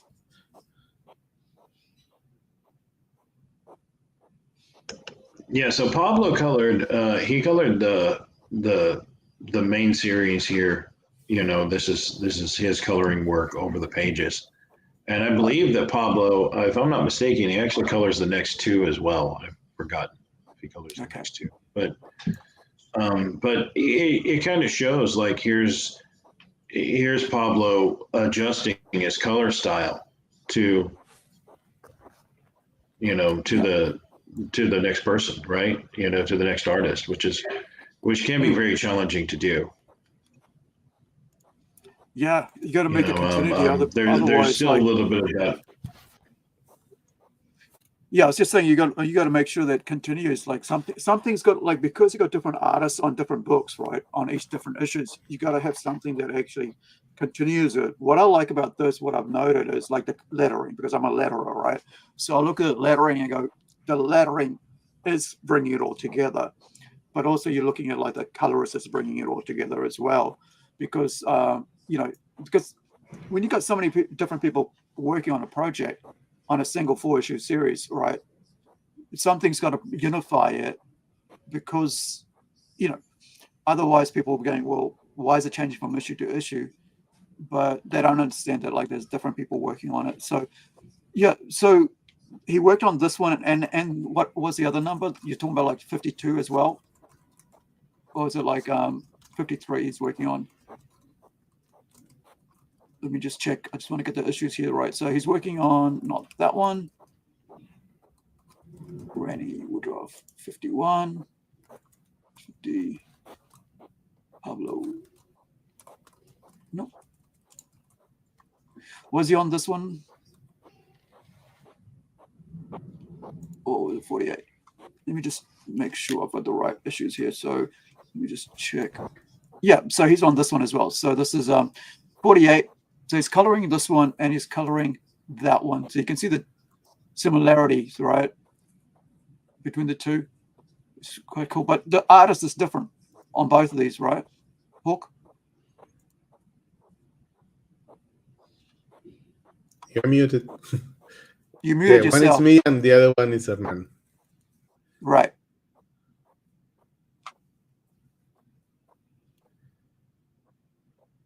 You muted yourself. Mute.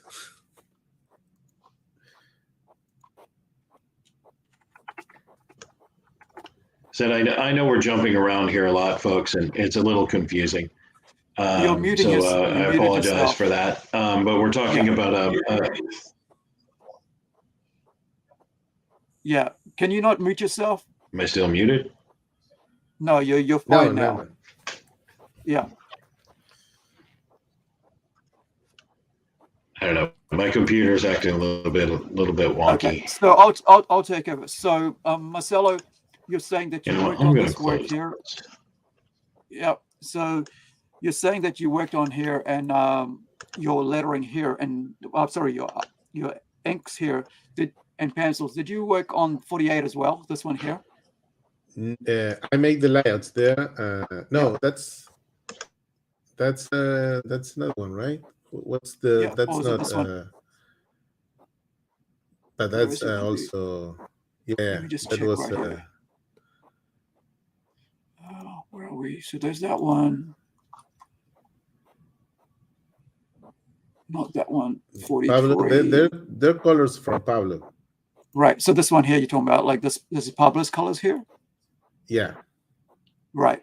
Okay. So there's this one here, which is 40, issue number 54, which is what's stripping me up, because like you guys have like, like you got 54, then you got number 1. Right. So so this is Pablo's colors, and then you've also got Pablo's colors on that one. So that one and that one. So yeah. So seeing the colors is a good way of, like, because a lot of times people just look over the artwork because they're reading the story, but actually seeing the unity of the colors is good, because you can see, like, as the tones and stuff is bringing it together, because the art, the artwork itself is totally different between the two, because like you've got your one, whereas your one's very natural looking, and which is what it is, and each artist has their own style, and that's fine, and I think that's pretty cool to bring in. But then you can see the coloring here, it's unifying them between the two. This is a really cool poster. Who's this? This is Red Hammer, Comms and Scars, number 3. I wonder if he's in Mask as well. So you've got all these upcoming books, and you got the 3rd issue coming out. I'm not sure if it's already out or not. We can wait for thing to. Who's this on cover 1? So that's your artwork here, isn't it? This is your artwork here? No, not from the covers. Or is it this one? This one? No, not from the covers. No. I mean, like, sorry, your pencils. No. So if we scroll down, the way that these were set up is they had all the artists lumped in together. So Robert Atkins did the first cover, Gene Sinclair did the next one, and then Marcelo did the interiors. So and that's kind of the way it broke down. I didn't set it up this way. Jamar set it up this way. This is how he wanted to kind of showcase it. Problem here is, like, I look at it and I go, I'm confused. Yeah. Hawk, I just muted you, Hawk, because you need to get back out and come back in and turn your volume off. Like, you get major feedback. So as a reader, right, if I'm looking at this book, I'm picking it up and I go, oh, there's all these different artists on this work, right? It doesn't help when that happens, because I'm going, okay, which one is he working on? Which one's he working on? But I think the best thing here would have been to do, like, issue 1, this is the artist. Issue 2, this is the artist. Issue 3, this is the artist. And I'm saying this as an outsider, right, looking at this. And I think that, like, you don't want to confuse people. Because you're trying to, like, okay, this is how it was set up. But you want to help your reader and help them go, okay, so on this issue, this is this artist, that artist, because then they're looking for, if you're like me, like, you look for specific artwork, who's the artist on this, and you go, who's the writer on this, and it helps that way. But like you got here, like, letter is only Rodolfo, right? So you can say Rodolfo's on every issue, and I think this is you want to help your reader as much as possible. And like us, even I'm getting confused by what number is this and what thing, and so maybe that's something to look at. I think you guys are already finishing on this, so that's probably that. But about the numberings, I don't know how they actually put them in order in the page in the website. Yeah, in case of Scars and Shadows, what we made for trying to get that continuous feeling, it was that that's why I make the layouts for I make the whole number 2, but then I made the layouts and add the tones to issue 3 and 4. And even though it's another penciler and another inker, the colors were made by Pablo. So you have that correlation, specifically from issue 2 to issue 4. That was the 3 issues we worked together in there. Because issue 1 was that's number 4. Yeah. So that one, that comes up as 53. So 54 would be this one here. But so that's another story. Yeah. So this is Marco, and that's the last issue of that one. Let's go from so this is 3. This is your work here again, right? No. And Mauricio's, it's Thinks Colors. Because you see, that's Commandos in Excel. That it's another story, and you have this. So Leandro's. And that's Leandro also. Yeah, so it's Leandro's colors. 50. This is your work. The cover. And the color there. Who was that's you totally coloring your own work, isn't it? This one here. Yeah. The covers are all me. From start to finish, from pencil to colors, are all made by me. Right. Hopefully we're set up here, all right, in the background. How's the feedback there for you, Hawk? Is it better for you? Yeah. You got a bit of a delay there, but it's better. I don't know what was going on your end, but we're good now. So let's have a look. So we're almost closing, but I want to look at some of as we finish here, Leandro's artwork. And so I have this. Right. So I think this is the one, if I'll get this right. So we can look at the coloring work here. And I just want to, I don't know who did the artwork on this, but I want to get you guys to comment on this, this here, and take us through this one here. So let me pull it out. Zoom out. So this is one of Leandro's color work. Now, who's the pencils on this? That would also be Leandro. Leandro did his own pencil work here. Right. So you've got this here, and the characters. Yeah. And there's also this is this one here. No, that's a bad delay. Yeah, there was a wicked delay. So you want to pop back out and come back in again. All right, so there's 2 copies of that one. So what I want to do is I'm going to remove that, and we'll come back. Is this is this one of your works here, or is it somebody else's here, Marcelo? That's me. Cool. All right, so take us through this one, bud. Well, those are illustrations for the from the mails from Hasbro, Right. and are all full illustrations or digital painted.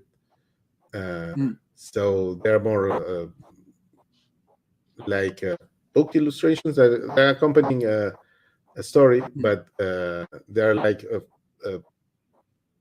fragment of that story that are illustrated. So in this case, it's the action piece that's going on the rooftop in Colombia, I think. Yeah. So this is for a cover, or is it just for like a specific, just a one-off piece that you decided to work on? It's a one piece that it's for accompanying a mailing from Hasbro. I don't know specifically what if they're just letters that Hope could if he had not a full delay, he can speak of better of that. Okay, let me just see. Yeah, no, that's the full amount there. It's a full. I made size. 4 of them of that Yeah. story, and there are Leandro is working in others, and Witchy, that's a Mexican artist, is working in another, and now I have to make another 4 for another story that are going on. Cool. But that was the Unho, that is the bald one that was arriving to and seeing different stuff. And you have 4 if you have the 4 ones. Let me have a look.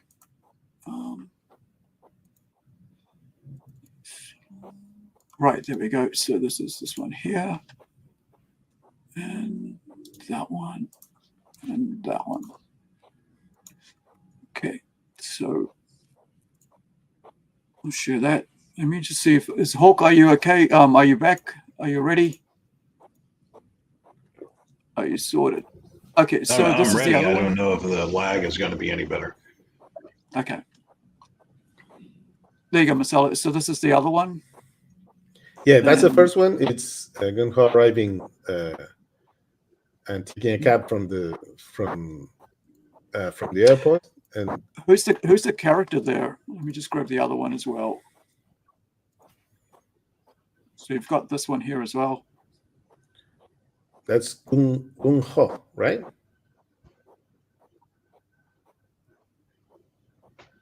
Yeah, it looks like Ho's got a Gun-Ho. major delay.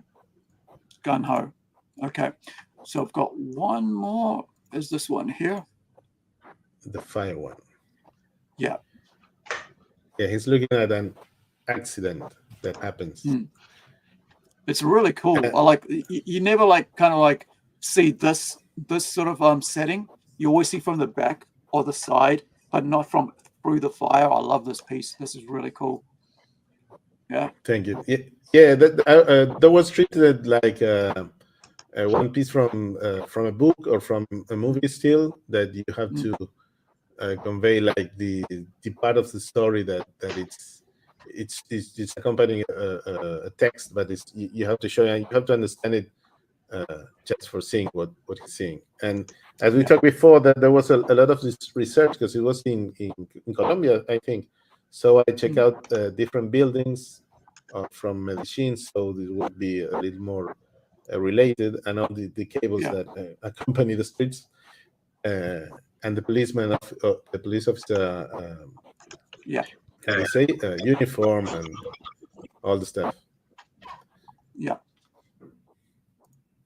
And even the wreckage, the accident, the fire, how works on a car, and how it could be more.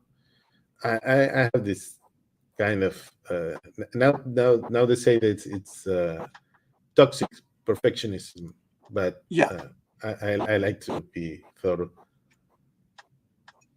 Yeah, I mean, it's if it's a piece that you're working on for a special thing, you want to put as much effort into it and make it, the way you want it, because in the end, you got to be happy with what goes out there, right? And it just can't be just anything, and then later on you go, oh, I don't like this. Like you mentioned that artist before, right? Who worked on that cover, and you're like, oh, he doesn't like this cover because he didn't just get this right.